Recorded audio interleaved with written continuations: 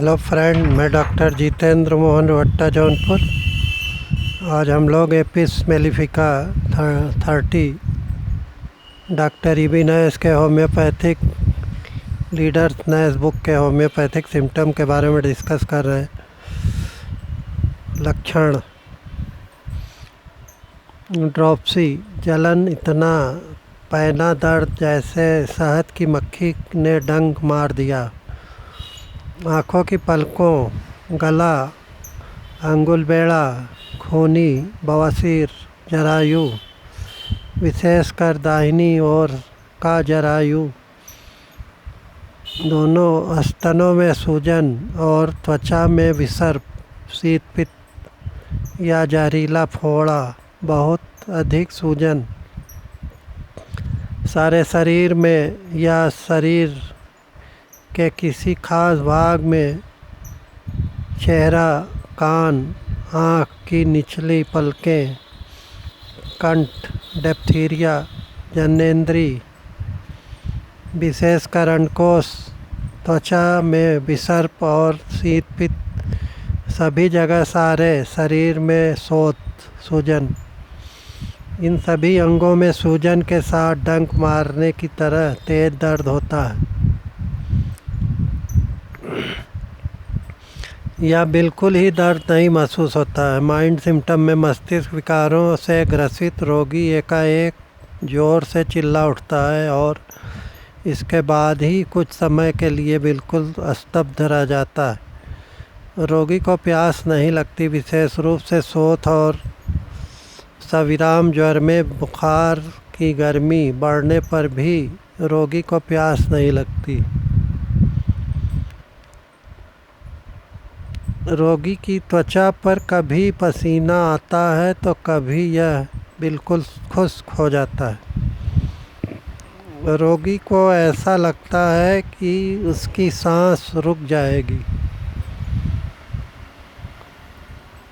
शोथ या सविराम ज्वर से पीड़ित रोगी जिस समय ताप से पीड़ित होता है उस समय उसे ऐसा लगता है कि उसकी यह सांस अंतिम सांस होगी।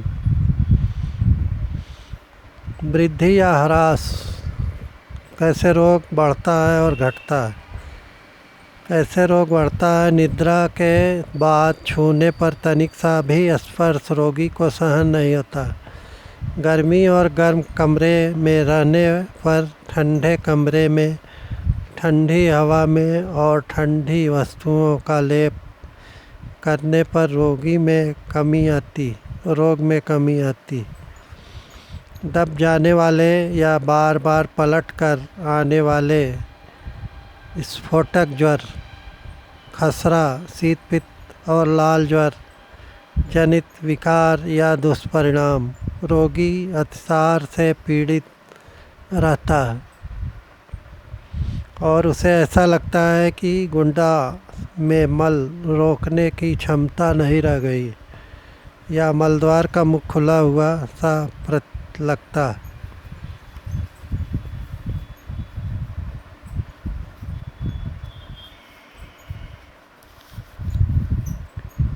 स्टिंग बाइट, डंक मारने की तरह दर्द और जलन इसका प्रधान परिचायक लक्षण है। इसका दर्द बहुत ही तेज और आकस्मिक होता है।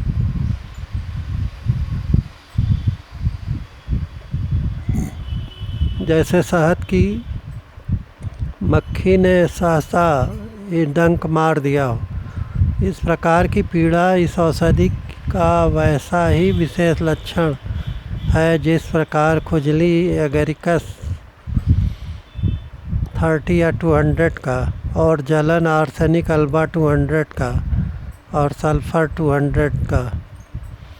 लेकिन एपिस की जलन को ठंड से आराम मिलता है, जबकि आर्सेनिक अल्बा और सल्फर 200 की जलन में गर्मी से राहत महसूस होती है। डंक मारने की तरह यह जलन और भी अनेक रोगों में होती है।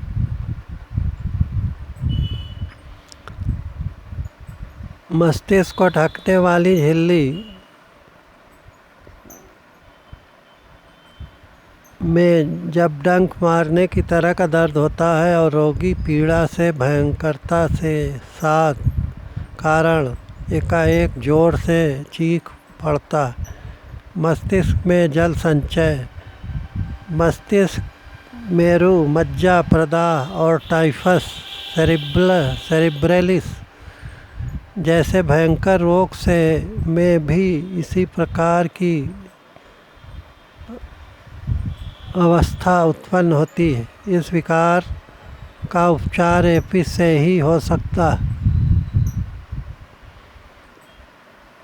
श्लैष्मिक झिल्ली में भी बवासीर और कंठ रोग की तरह ही इसी प्रकार का दर्द उठ खड़ा होता है तथा साथ ही कुछ अधिक या कम जलन भी रोगी को महसूस होती। डिंबाशय में इसी प्रकार का डंक मारने की तरह का दर्द अनुभव होता है। यह औषधि कैंसर रोग की चिकित्सा में खुले कैंसर और अंगुलबेड़ा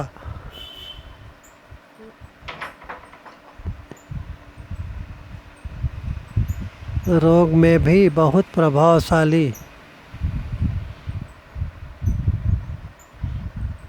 मैंने इसे अंगुलबेड़ा रोग में बहुत लाभकारी पाया है। इस औषधि के गुणों के बारे में हेरिंग ने लिखा है कि नेत्र, पलक, कान, चेहरा, होठ, गले का आंतरिक भाग, मलद्वार और अंडकोश में डंक मारने की तरह का दर्द और जलन के साथ ही लाली और सूजन मौजूद रहती। यह लक्षण बहुत ही मूल्यवान है, लेकिन इसके साथ इस बात पर भी ध्यान रखना चाहिए कि ठंडक और ठंडी चीज़ के लेप से इन लक्षणों की उग्रता कम हो जाती। इस प्रकार हमें यह पता चल जाता है कि इस दवा का शरीर की कौन कौन सी प्रणाली पर प्रभाव पड़ता है। त्वचा रोग विशेषकर तीक्ष्ण उद्भेदों, जुलपत्ती में भी, अर्टिकेरिया में भी बहुत अच्छा काम करती है। यह एक महत्वपूर्ण लक्षण होता है तथा साथ ही चर्म रोगों के अचानक दब जाने के कारण उत्पन्न मस्तिष्क व मस्तिष्क व्रण के रोगों में भी विशेष रूप से परिलक्षित होता है। धन्यवाद दोस्तों, नमस्कार।